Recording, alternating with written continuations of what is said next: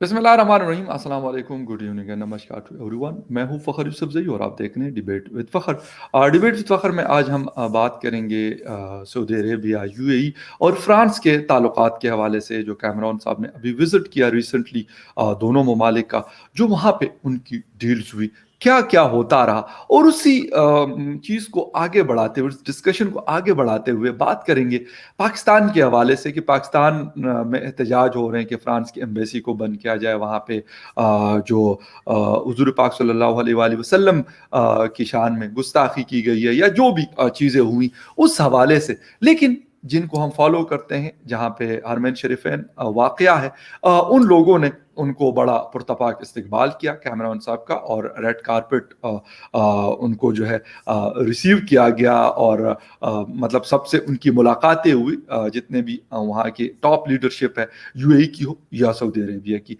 क्या वजूहात है कि हम स्टक हुए चीज़ों के साथ, लेकिन दुनिया के दूसरे जो मुस्लिम ममालिक है वो आगे की तरफ बढ़ रहे हैं। सऊदी अरेबिया से मुझे आज ज्वाइन कर रहे हैं आसिफ रमीज़ दाऊदी साहब, सीनियर एनालिस्ट हैं और यूनिवर्सिटी में पढ़ाते भी हैं।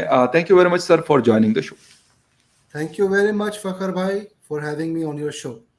रमीज साहब, एक तो आप क्योंकि सऊदी अरेबिया में आप मौजूद होते हैं, और आप जो उन ममालिक के हालात हैं उस पर आपकी बड़ी गहरी नज़र होती है। अभी रिसेंटली जो विज़िट हुआ, कैमरॉन साहब ने वहाँ का विज़िट किया और आपस में डील्स हुई, उसके ऊपर भी हम बात करेंगे कि क्यों इतने बड़े बड़े असलहे के जो वेपन्स के डील्स हैं वो हो रहे हैं, क्या ख़तरा है सऊदी अरब को या यूएई को। लेकिन स्टार्ट थोड़ा सा इससे मैं लेना चाहूँगा कि पाकिस्तान के भी सऊदी अरेबिया के साथ अच्छे ताल्लुकात हैं, लेकिन फ्रांस के हवाले से हमारे मुल्क में बड़ा प्रेशर है हुकूमत के ऊपर कि आप इनकी एम्बेसी को ख़त्म कर दो, इनको निकाल दो, ये कर दो, वो कर दो। ऐसा कुछ यूएई और सऊदी अरेबिया में भी नजर आया आपको कि मतलब कैमरॉन साहब के विजिट पे, या मतलब मुकम्मल खामोशी, कहते नहीं यार हमने तो उनके साथ मतलब हमने इनसे जहाज भी लेने हैं, इनसे कोई और टेक्नोलॉजी भी लेनी है, और हमारा एक बड़ा स्ट्रेटेजिक पार्टनर है। फखर भाई, बहुत अच्छा सवाल है। और जब आप अरब वर्ल्ड की बात करें और ख़ास तौर से यूएई और सऊदी अरब को अगर आप इसमें शामिल करें, आपने देखा होगा कि इस इलाके में, इस खत्ते में चीज़ें इस हिसाब से सालों से प्रोग्रेस कर रही हैं, बढ़ रही हैं।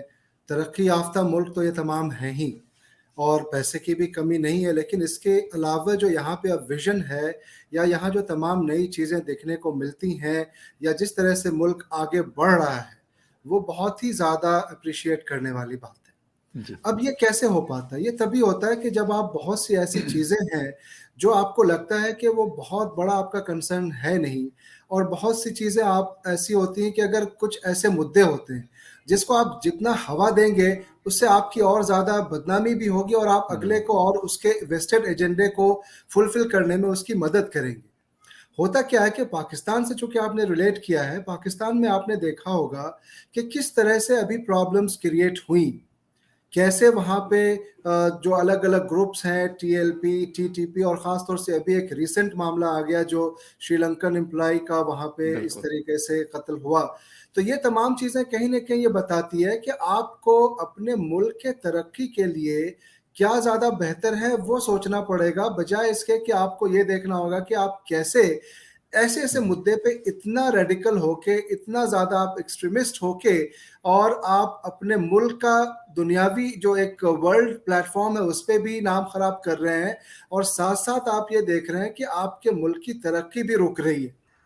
अब आप बताएं कि हमारा जो अभी देखें सऊदी अरब के अंदर अभी फ्रांस की जो डेलीगेशन, बल्कि हाई लेवल डेलीगेशन कह सकते, इससे ज़्यादा हाई क्या हो सकता है, जी जो बिल्कुल। गल्फ रीजन में वहाँ के प्रेसिडेंट की जो विजिट रही मैक्रोन की, वो यूएई के हैं, आप सऊदी अरब के हैं, कतर के हैं।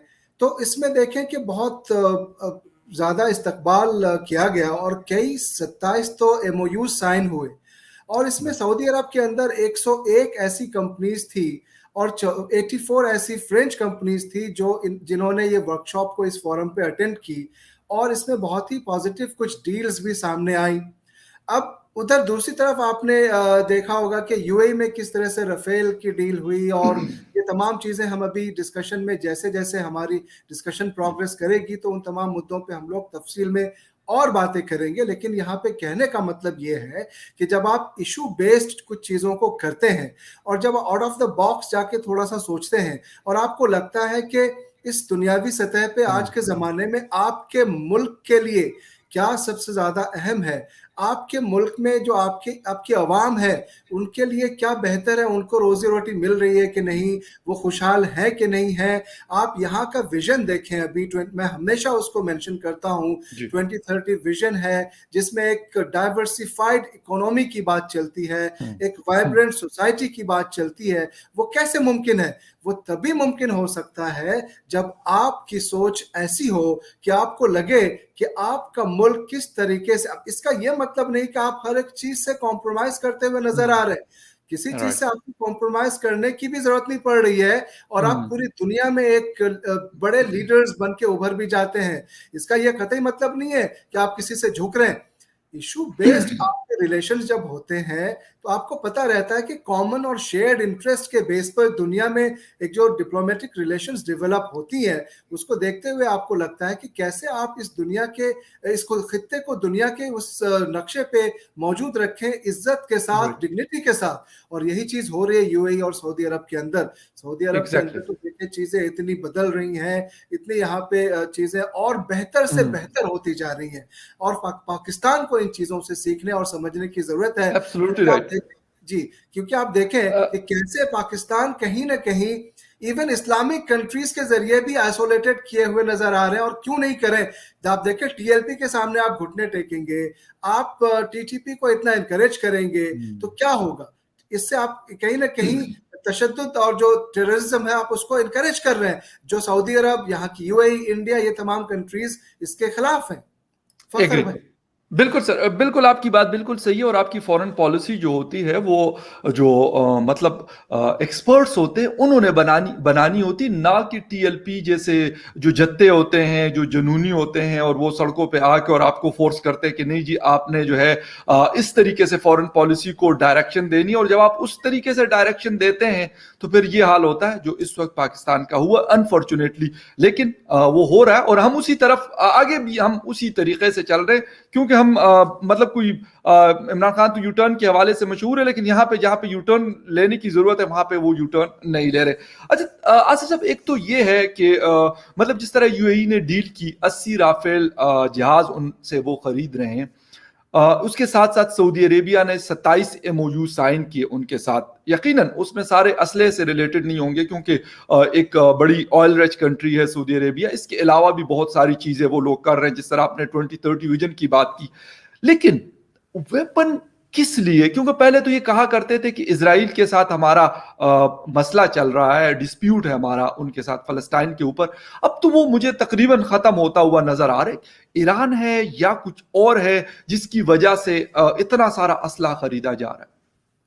फखर भाई, ये जो अभी 80 राफेल्स खरीदे गए, इसका जो एग्रीमेंट हुआ है, जो यकीनन वक्त के साथ पहुंच जाएगा उस मुल्क में, और इसका आप इसकी वर्थ देखें तो लगभग 17 billion euros, I think 19.2 billion dollars है शायद। तो इतना महंगा इन्वेस्टमेंट कोई डिफेंस पे करे, यूएई जैसा मुल्क, आप कह रहे हैं कि अभी ऐसा कोई थ्रेट भी नहीं है। तो देखिए होता क्या है कि आपको मैंने अभी जिक्र किया था कि ये मुल्क जो है काफी इकोनॉमिकली काफी साउंड और स्ट्रांग है। बिल्कुल। इनके पास अलग अलग बजट है दूसरी चीजों को, और वर्ल्ड को ये अपनी तरफ अट्रैक्ट कर रहे हैं। और कहीं ना कहीं आप देखें तो दुबई ऑलरेडी एक बिजनेस और ट्रेड सेंटर बना हुआ है आज की डेट में, और वहां पे लोग हर जगह से पहुंच रहे हैं और बड़े खुश होकर वहां रहते हैं। ठीक उसी तरह से सऊदी अरब के अंदर भी 2030 के बाद जो उनका विजन है, तो आप ये देखें कि किस तरह से पूरी इंटरनेशनल कम्युनिटी यहाँ पे टूरिज्म में और दूसरे सेक्टर्स में अट्रैक्ट होके आएगी। यही एक प्लान है यहाँ के लीडरशिप की। अब ऐसे में इस तरह के क्या कहते हैं वेपन्स या इस तरह के राफेल का डील करना, तो देखिए हर मुल्क अपने अपने हिसाब से, जब उनके पास कैपेबिलिटी है, जब उनको ये खरीदने की सलाहियत है और उनको चीजें मिल भी रही हैं, और कल क्या होता है ये कौन जानता है। इंटरनेशनल रिलेशंस में आपको भी पता होता है कि no one is your permanent enemy and no one is your permanent friend. ये बात तो सही है। अब कल क्या सिचुएशन होती है, या कल आपने देखा होगा 2008 में कैसा एक रिसेशन आया था जिसमें दुबई के अंदर भी काफी प्रॉब्लम्स आई थी फाइनेंशियली। तो जब आज इनके पास पैसे हैं, जब इनके पास रिसोर्सेज हैं, और ऐसा लगता है कि कल हम अपने आप को, अपने मुल्क को दिफाई तौर पे अपने डिफेंस को और स्ट्रॉन्ग करें और दुनिया में अपनी और भी ज्यादा मजबूती बनाए, तो मेरे ख्याल है ये तमाम इनकी एक विजन का हिस्सा होगा हम्म, और दुनिया के एक प्लेटफॉर्म पे इनकी एक जगह और बनेगी। और साथ साथ कहीं ना कहीं अगर कोई खतरा मंडराता है या कोई चीजें होती हैं, तो ये मुल्क अपने आप को, कोशिश ये होगी कि हम इसको अपने आप को सेफ करके रखें। वहां के हम्म, जब इतना आप बिजनेस अट्रैक्ट कर रहे हैं, आप पाकिस्तान की बात कर रहे हैं कि वहां पे अभी एक श्रीलंकन किस तरह से एक फॉरेन नेशनल बिल्कुल। का वहां पे ऐसा कत्ल हुआ, आप वहां पे अब दुनिया के लोग वहां जाना नहीं चाहेंगे और नहीं चाहते हैं। अब हम्म, यूएई में अगर इस तरीके की चीजें आएंगी तो दुनिया को ये एक इंप्रेशन और जाएगा कि ये तो वर्ल्ड ट्रेड सेंटर है ही, एक दुनिया का एक मरकज बनता जा रहा है। और साथ साथ में ये डिफेंस के तौर पे भी इतना स्ट्रांग है कि अगर वो अपने इन्वेस्टमेंट वहां लगाते हैं तो वो हर तरह से सेफ है, कोई दूसरा मुल्क आके उन पे दबंगई और दादागिरी नहीं कर सकता है। और हम्म, सब चाहता है कि अपने मुल्क को पूरी तरह से महफूज रखने की कोशिश करें, अगर उनकी सलाहियत है तो वो कर रहे हैं। ठीक उसी तरह से आप सऊदी अरब में भी देखें। लेकिन आपने जो कहा ईरान और दूसरे मुल्कों का खतरा, जी। कहीं ना कहीं एक थ्रेट तो बना हुआ रहता ही है। और यहाँ पे जो दूसरे मसाइल आ रहे हैं ईरान की तरफ से या आते रहते हैं, तो सर उसको यमन के ऊपर भी थोड़ा सा आप अपना एक थोड़ा सी रोशनी डालें। यमन भी क्योंकि एक सऊदी अरेबिया के साथ एक परमानेंट इशू चलता आ रहा है पिछले 5-7 सालों से, और ईरान तो शायद फ्रॉम लास्ट 2 डिकेड या 3 डिकेड से चल रहा है। देखिए, मसला जो है ना ये बहुत दिनों से चलता आ रहा है और अलग अलग लोग अपनी अपनी तरह से बातें करते हैं। जी। लेकिन कुछ ऐसे इश्यूज होते हैं जो यहाँ के इंटरनल इश्यूज होते हैं। आप मीडिया रिपोर्ट्स में देखते हैं कि यहाँ पे सऊदी अरब का क्या रोल है और दूसरे जो टेररिस्ट ग्रुप्स हैं उनका क्या रोल है, और उसमें जी। कैसे दूसरे मुल्क, चाहे वो आप ईरान की बात करें या कहीं ना कहीं टर्की वगैरह भी उसमें दिखते हैं, कैसे उन चीज़ों को एनकरेज करते हैं। आप अभी आपने देखा होगा कि लेबनान में कैसे वहाँ के जो एक बिल्कुल। मिनिस्टर थे इंफॉर्मेशन, शायद उन्होंने रिजाइन भी कर दिया, कि कैसे उन्होंने टारगेट किया। तो कहीं ना कहीं वो इनकरेज कर रहे हैं उन ग्रुप्स को जो रेडिकल है और जो चाहते हैं कि पीस और प्रॉस्पेरिटी यहाँ पे मेंटेन नहीं रहे। तो यहाँ की हम्म, हुकूमत की तो हमेशा से यही कोशिश है कि टेरर के खिलाफ बात हो, पीस और प्रॉस्पेरिटी रहे और यहाँ के लोगों का फायदा और भला हो, और दुनिया के इस पूरे स्टेज पे वो अपनी जगह बहुत ही डिग्निफाइड वे में बना कर रखें। तो ये इनकी एक कोशिश है और वो चल रही है, और यही एक वजह है कि डाइवर्सिफाइड इकोनॉमी की भी बात चल रही है और बहुत ही एक वाइब्रेंट सोसाइटी की भी बात चल रही है। जिन लोगों ऑलराइट। को ये पसंद नहीं होगा वो यकीनन इसको डीरेल और डिस्टर्ब करने की कोशिश करेंगे। उसका एक हिस्सा कहीं ना कहीं आप चाहे यमन के रास्ते या दूसरे रास्ते बात करें, लोग अपनी अपनी कोशिशों में लगे रहते हैं। लेकिन मुझे लगता है कि जो भी ऐसे वेस्टेड इंटरेस्ट के साथ डीरेल करने की कोशिश करते हैं, वो कभी भी इन चीजों में कामयाब होते हुए नजर नहीं आए। ठीक। अच्छा, असफ 3 चीजें हैं, उसके बाद वाइंड अप करेंगे कि आपने तुर्की का नाम लिया।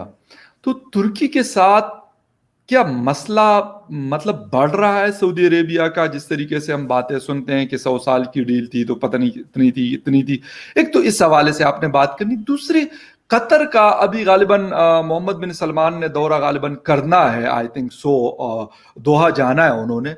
कैसा देख रही? क्योंकि अगर हम 3-4 साल पुरानी बात करें तो दोनों ने एक दूसरे को इतनी पाबंदियां लगा दी थी कि कतर को बिल्कुल घेराव कर लिया था। कतर का मतलब उनके साथ बॉर्डर्स बंद कर लिए थे, उनके एयर स्पेस बंद कर दी थी। अब क्या ऐसा हो गया कि ये चीजें जो है आफ्टर 2 और 3 इयर्स ये चीजें चेंज होगी? और तुर्की को किस नजर से आप देख रहे हैं? एज ए थ्रेट देख रहे हैं सऊदी अरेबिया के लिए, या ऐसा कुछ नहीं होगा, मतलब चीजें सेटलमेंट हो जाएगी उनकी? देखें, जैसा मैंने फ़खर भाई थोड़ी देर पहले भी आपसे कहा कि इंटरनेशनल रिलेशंस में इशू बेस्ड रिलेशंस होती हैं और कोई भी हम्म, परमानेंट आपका दुश्मन नहीं होता और कोई भी परमानेंट दोस्त नहीं होता है।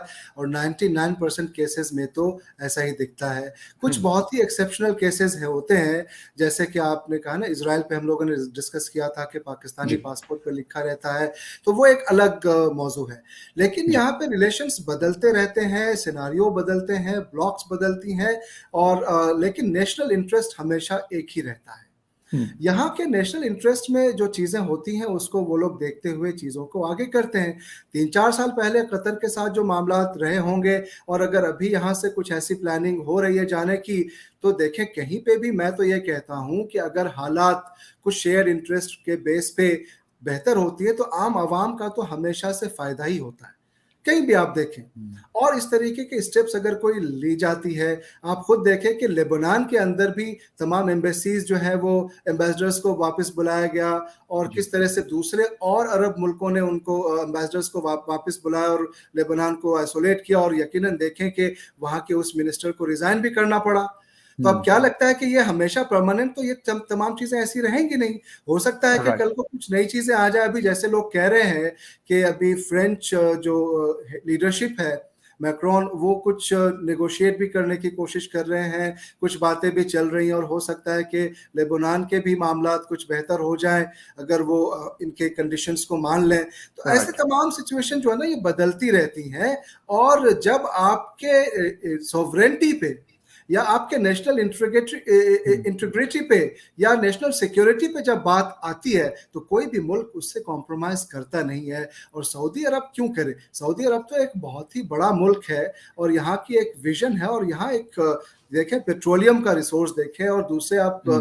पैसों की भी बात करें, तो हर चीज़ यहाँ पे मौजूद है। तो क्या हुँ। बात हो, क्या क्या ज़रूरत पड़ती है कि आप किसी से झुक के रहें? इसका राइट। मतलब ये नहीं होता है कि आप किसी पे दादागिरी कर रहे हैं, लेकिन आप एक डिग्निफाइड वे में रहते हैं। अब आपका सवाल तुर्की पे जो है, हुँ। तुर्की कोई ऐसा थ्रेट है नहीं। तुर्की अब ये चाह रहा है कि वो ये जो मैं रिपोर्ट जो देख रहा हूँ, उससे यही लग रहा है कि मुसलमानों की जो एक लीडरशिप है, वो उसको कहीं न कहीं अपने आप को थोड़ा-सा उस तरफ लाके कोशिश हो रही है कि भई कैसे वो अपने आप को आगे लाएँ और इस्लामिक लीडर बना सके खुद को। होता क्या है कि हरमैन शरीफैन का आपने ज़िक्र किया यस, कि एग्ज़ैक्टली। इसमें हरमैन शरीफैन सऊदी अरब में है। इस्लाम की शुरुआत सऊदी अरब से हुई। सऊदी अरब के अंदर सारे लोग आ रहे हैं और सऊदी अरब का जो एक रुतबा है और जो वर्चस्व हिंदी में कहते हुँ। हैं, जो डिग्निटी है इस इलाके में, वो बहुत ज़्यादा है और इन्होंने बना के रखा भी है और उसके लिए काम भी कर रहे हैं। तो हुँ। ये तुर्की वगैरह अगर कुछ इस तरीके की चीज़ों को लाने की कोशिश करते हैं, तो ये कुछ भी वो अपने इन मकसद में कामयाब हो नहीं पाएँगे। एक तो वजह ये है कि यहाँ की लीडरशिप बहुत ही स्ट्रॉन्ग है, बहुत ही विज़न है और इनके हुँ। पास रिसोर्सेज़ भी हैं और सबसे हुँ। अहम चीज़ ये है कि आप बताएँ कोई इस बात को बदल सकता है कि यहाँ के हरमैन शरीफैन के जो इनके ये इनके वो हैं इनके अंडर में है, तो जी, आप जी। इसको कैसे आप कह सकते हैं कि तुर्की कोई थ्रेट हो सकता है? और अगर तुर्की की कोई ऐसी कोशिश भी होगी, तो यहाँ जो तमाम चीज़ें हैं, जो जी। आस-पास के ममालिक हैं, जो अरब वर्ल्ड है, आप उसमें आप ब्लॉक्स भी देखेंगे, तो आप रिपोर्ट्स में आपको अंदाज़ा लगेगा कि ये तमाम चीज़ें जो हैं, वो कोई ख़ास अहमियत रखती नहीं है। लेकिन अगर कुछ चीज़ें सामने आ भी गई, तो वो हुँ। उसमें सही जवाब उनको मिल भी सकता है और वो मुँह के बल गिर भी जाएँ। ठीक है। सर, आखिरी आपसे सवाल है कि व्लादिमीर पुतिन ने विज़िट किया है हिंदुस्तान का और एस-400 के हवाले से भी मतलब डील तो ख़ैर पहले हो गई थी, लेकिन अब फाइनल एक टच था क्योंकि दोनों हेड ऑफ़ द स्टेट जो है नरेंद्र मोदी जी एंड पुतिन साहब बैठे हैं। और एक बहुत अहम विज़िट था उनका, गालिबन पिछले 1-2 सालों में जब से कोविड हुआ, तो शायद मेरे ख़्याल में दूसरा मुल्क है जहाँ पे दिल्ली में पुतिन साहब आए हैं।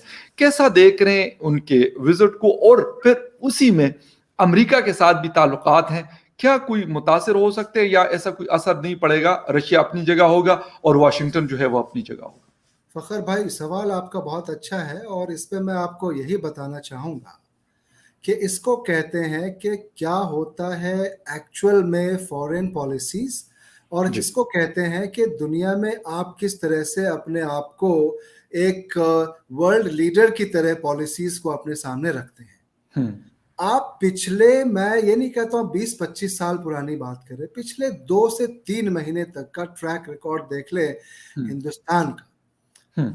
और आप देखें कि कैसे किन-किन मुल्कों ने की लीडरशिप ने हिंदुस्तान में विज़िट करी, बायलैटरल रिलेशंस, मल्टीलैटरल रिलेशंस और दूसरे जी। जो एग्रीमेंट्स होती हैं वो हुई और किस तरह से हिंदुस्तान ने अपनी जगह बाकी जगहों पे बनाई। एक बात। हुँ।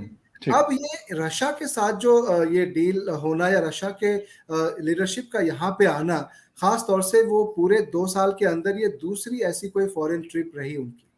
और राइट। यकीनन ये जो एक है ये बहुत ही हिस्टोरिक है। और आपको मैं बताऊं कि हिंदुस्तान का रिलेशन आज की डेट में दुनिया में जितने भी सुपर पावर्स कहते हैं या शक्तियां जी। हैं, आपने देखा होगा S-400 को खरीदा गया। लोग कह रहे थे कि अमेरिका जो है कहीं इनको सैंक्शन न मार दें और या जी, फिर वो बिल्कुल।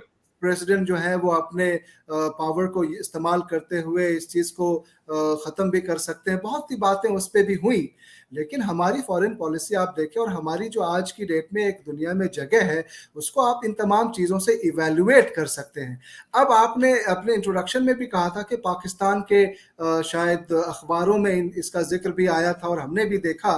तो बिल्कुल। होता क्या है कि पाकिस्तान को इन चीज़ों से ज़रूर सबक लेनी चाहिए और समझना चाहिए कि उनके सामने उनके अवाम के लिए दुनिया में इश्यूज क्या एग्ज़ैक्टली। ऐसी हैं जो आपको आगे बढ़ा सकती हैं और राइट। आपको बिल्कुल उस सफ में लाके खड़ा कर सकती है जहां पे आज हिंदुस्तान है या दूसरे हुँ। ममालिक हैं। आप राइट। देखिए कि एक तरफ तो रशिया से वहां पे वेपन्स भी लिए जा रहे हैं और वो हुँ। वैसे जिसके बेस पे दूसरे मुल्कों को यूएस ने सैंक्शन भी किया। और बिल्कुल। आप देखें कि आज रशियन लीडरशिप वहां पे मौजूद भी है। अब हो क्या रहा है कि इंडिया तो ये तमाम चीजें कर रही है, पाकिस्तान की मीडिया में इन चीजों का ज्यादा जिक्र हो रहा है, वहां पे ज्यादा खलबली मची हुई है, वहां पे ज्यादा गुदगुदी हो रही है, वहां पे हुँ। ज्यादा कहीं ना कहीं देखें तो कहते हैं प्रॉब्लम हो रही है कि भाई हिंदुस्तान ऐसा क्यों कर रहा है। और इससे ये समझ में आ रहा है कि हिंदुस्तान का काम अब रह गया है कि वो दुनिया की सतहों पे अपने आप को बिल्कुल टॉप पे ले जाके रखना। और पाकिस्तान का काम वहाँ की जो अभी जो सियासी वो है और वहाँ हुँ। की मीडिया है, उसका काम ये रह गया कि हिंदुस्तान जो तमाम चीजें कर रहा है उसको अपने मीडिया में हाईलाइट्स बनाए और उनको बना के लोगों को दिखाएं। भाई उससे आप राइट। कुछ सीख लें और आप देखें कि आप कैसे अपने फॉरेन पॉलिसीज को जो आउटसोर्स रहती हैं उसको बेहतर करके, बल्कि आप तो इंडिया से भी रिलेशनशिप को बेहतर करने का सोच एब्सोल्यूटली सकते हैं राइट। और सोचना बिल्कुल सही। चाहिए।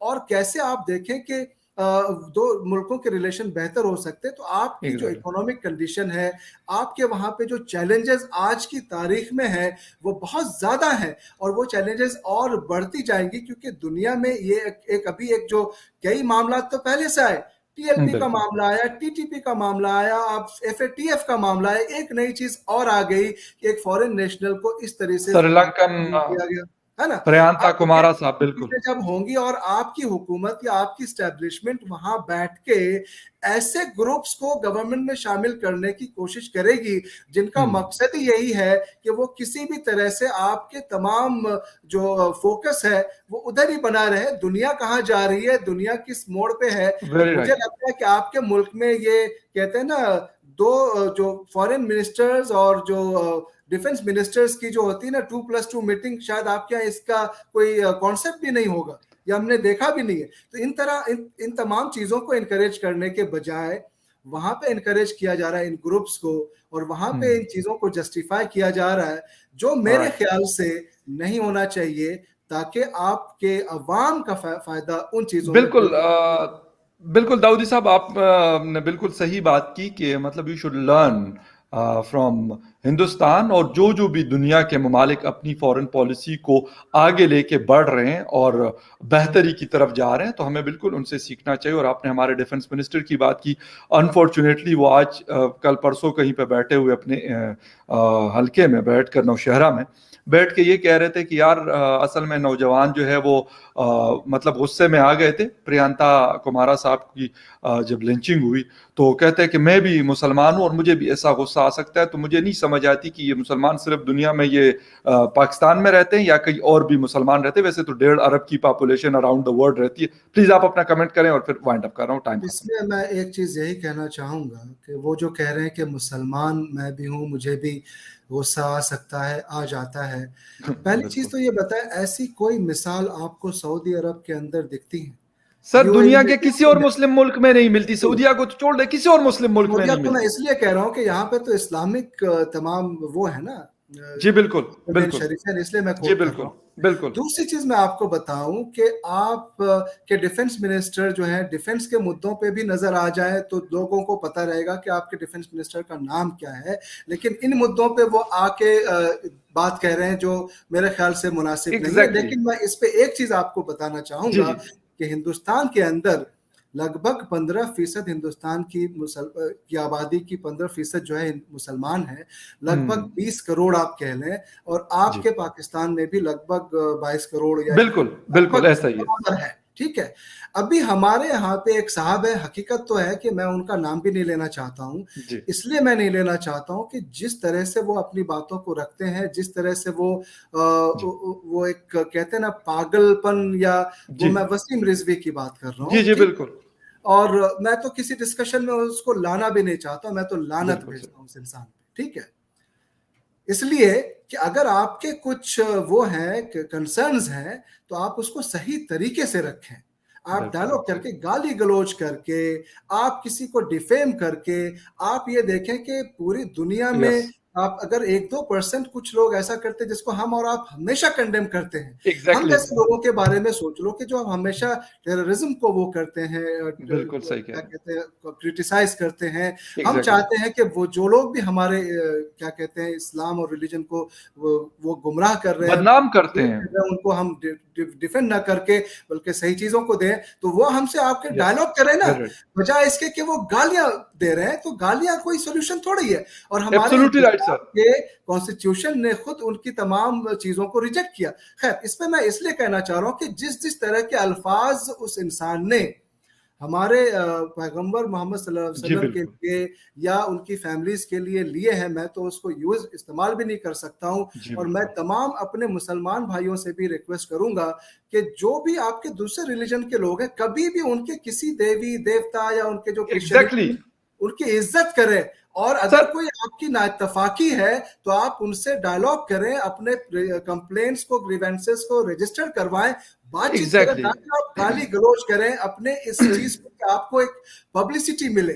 खैर, ये एग्ज़ैक्टली एक सर। चीज। अब मैं इसको सर इसलिए मैं कह रहा था, अब बहुत अहम मुद्दा है फखर जी, भाई, इसलिए मैं कह रहा था कि हमारे हिंदुस्तान में 20 करोड़ जो मुसलमान हैं, आप जी। बताएं उसमें से एक भी ऐसा मुसलमान है जो आपके डिफेंस मिनिस्टर कह रहे हैं कि मुसलमानों को भी गुस्सा आ सकता है, मार, कौन सवाल ही नहीं ऐसा सर। है जो वहां सर पे जाके यही मैं एहतजाज किया और उसने वसीम रिजवी को एग्ज़ैक्ट जाके मार दिया? बल्कि वो तो कह रहे छोड़ो, वो पागल है, हमें उससे क्या लेने देना, और हम जितनी सर उसकी बातें करेंगे, अपने आप को और भी ज्यादा उसको स्पेस देंगे। इन लोगों ने बिल्कुल। क्या हमारे मजहब को बर्बाद कर देना? कुछ नहीं हो सकता इनसे। एक दो लोग हैं, बिल्कुल सर। बोलने दें, एक हम जो अच्छी चीजें हैं उसको हाईलाइट करें। बिल्कुल सर, असल में अगर हमें ये बात समझ आ जाए कि किसी दूसरे के मज़हब को गाली देना, किसी दूसरे के मज़हब के जो बड़े होते हैं, गॉड्स हैं, पैगंबर हैं या जो भी हैं जिनको वो फॉलो करते हैं, उसको गाली देने से, उनकी बेइज्जती करने से, इंसल्ट करने से आपकी इज्जत नहीं हो जाएगी। अगर ये बात किसी जिस दिन भी हमें समझ आ गई, किसी मैं सब रिलीजन्स की बात कर रहा हूँ, यकीन करें ये मसला होगा ही नहीं, वंस फॉर ऑल जो है ये खत्म हो जाएगा, वो कोई भी हो। और दूसरी बात कि अगर किसी को गाली देने से आप समझते हैं कि उसकी इज्जत कम हो जाएगी, ये आपकी सबसे बड़ी खामख्याली होती है। वो बेशक मैं करूं या कोई और करे, परवेज खटक साहब ऐसी बात करे या कोई राजनाथ सिंह साहब ऐसी बात करे या कोई एक्सवाइजेड कोई भी ऐसी बात करे, वो गलत है। मेरे ख्याल में रिस्पेक्ट सबसे इंपॉर्टेंट चीज है इंसानियत की। उसके बाद उसको जो फॉलो, जिस रिलीजन को भी वो फॉलो करते हैं, उसकी आप रिस्पेक्ट करें। यार आपका इख्तिलाफ हो सकता है, मैं मुसलमान हूं, ठीक है भाई, मैं अपनी मुसलमानी उसके जो तरीकाकार है उसको मैं फॉलो करूं, दैट्स इट। ना कि मैं कहूं कि जी अगर दाऊदी साहब किसी और रिलीजन को फॉलो करते हैं, मैं नहीं जी, ये तो अगर ये मेरे रिलीजन को फॉलो नहीं करते तो मैं इनको गालम गलोच करूं या खुदा न खास्ता इनकी मैं इंसल्ट कर दूं। This is not the way. Dawoodi साहब थैंक यू वेरी मच, बहुत अच्छी डिस्कशन रही। आखिर में बात उस तरफ चली गई, लेकिन ये भी क्योंकि जरूरी थी, हमने इसके ऊपर डिस्कशन की। किसी और टाइम इस सिर्फ इस चीज के ऊपर हम डिस्कशन करेंगे, कोई शो करेंगे। बिल्कुल, thank you very much for बिल्कुल, मैं ज्वाइनिंग द शो। चाहूंगा कि इस पे करें, लोगों को इन चीजों की समझ होनी एग्जैक्टली चाहिए सर, कि वो लोग जो आपको मिसगाइड करते हैं, वो लोग एब्सोल्युटली राइट। वो उन चीजों को समझने की जरूरत है। बहुत शुक्रिया Right, आपका। right. Thank you very much, Asif Dawoodi sab, and thank you very much viewers for watching debate with Fakhar Yusufzai। किसी और डिबेट में फिर मिलते हैं। Take care and bye.